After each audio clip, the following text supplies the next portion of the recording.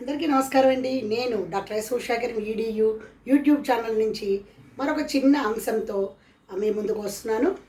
అయితే ఇవాళ నేను చెప్పబోయే అంశము మీరు ఖచ్చితంగా స్కిప్ చేయకుండా చివరి వరకు స్కిప్ చేయకుండా వినాలండి.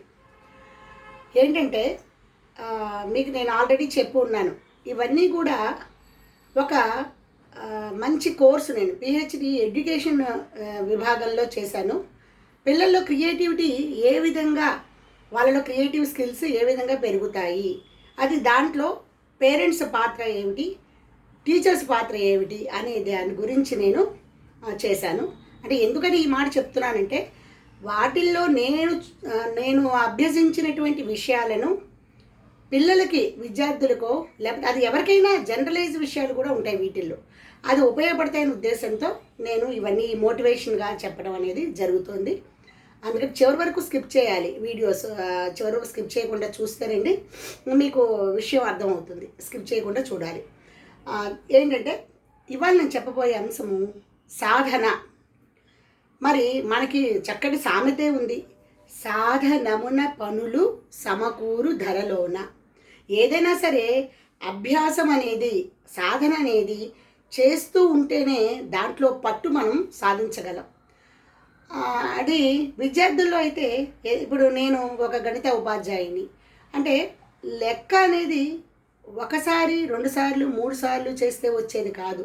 చెప్తే విని అర్థం చేసుకుని దాన్ని ఎన్నో పర్యాయాలు, పలు పర్యాయాలు చేస్తే, ఆ సాధన కనుక వాళ్ళు ఖచ్చితంగా చేస్తే ఖచ్చితంగా కంటెంట్ అర్థమవుతుంది.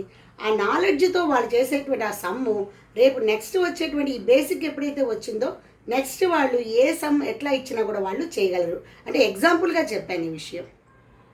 మళ్ళీ జనరల్గా జరిగే విషయాల్లో కూడా మనం చెప్పుకోవచ్చు. ఏంటంటే ఏదైనా ఒక పని అనుకుంటే దాన్ని ఎలా చేయాలనేది ప్రణాళిక వేసుకుంటూ ఎన్నో పర్యాయాలు మనం కనుక చేస్తేనే దాంట్లో సత్ఫలితాన్ని మనము సాధించగలం. కాబట్టి సాధన అనేది చాలా చాలా పవర్ఫుల్. అది పవర్ఫుల్ టూల్, చాలా పవర్ఫుల్ ఆయుధం. అది ఉంటేనే సక్సెస్ సాధించగలం. సాధన లేకుండా మనం మామూలుగా ప్రయత్నం చేస్తే తక్కువ టైంలో సాధించడం అనేది విజయం చాలా కష్టం. పడుతుంది, టైం పడుతుంది. ఒకవేళ అలా చేయాలన్నా నెమ్మదిగా వెళ్దాలే అనే వాళ్ళు కూడా ఉంటారు. కాబట్టి విజయం సాధించవచ్చేమో, కానీ ఈ సాధన అనేది చేస్తే అనుకూలమైనటువంటి ఆ సమయంలో ఖచ్చితంగా మనం విజయాన్ని సాధించగలం.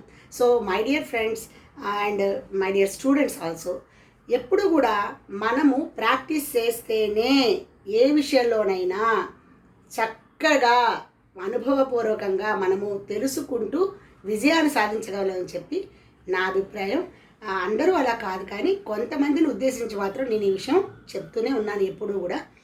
అది నా ఛానల్ని సబ్స్క్రైబ్ చేయండి, షేర్ చేయండి, లైక్ చేయండి, కామెంట్ పెట్టండి.